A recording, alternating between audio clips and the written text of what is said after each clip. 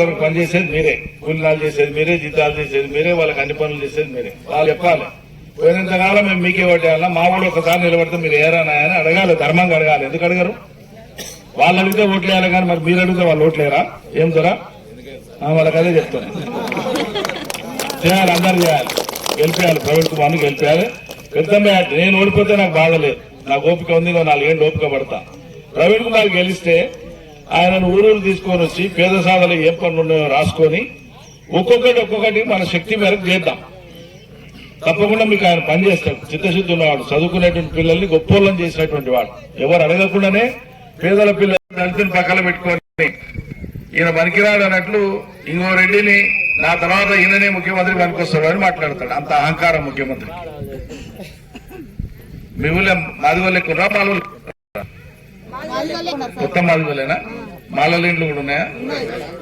2, 3 వాళ్ళు కూడా మీ అన్నదమ్ములే, మీ ఎంబడి కలుపుకోండి. రాష్ట్రంలో మీకు అర్థం కావాలి విషయం, రాష్ట్రంలో 80 లక్షల మంది మాదిగలు ఉంటారు. ఎంతమంది? 80 లక్షల మంది మాదిగలు ఉన్నారు. ఇంత మన జనాభా ఉన్నటువంటి మాదిగలకు 3 ఎంపీ సీట్లు ఉన్నాయి మరి, నాగర్ కర్నూలు, పెద్దపల్లి, వరంగల్. ఏది? దళితుల కోసం, ఎస్సీల కోసం. 3 మాలలకు ఇచ్చింది కాంగ్రెస్ పార్టీ. 3 కాంగ్రెస్ పార్టీ మాలలకు ఇచ్చింది.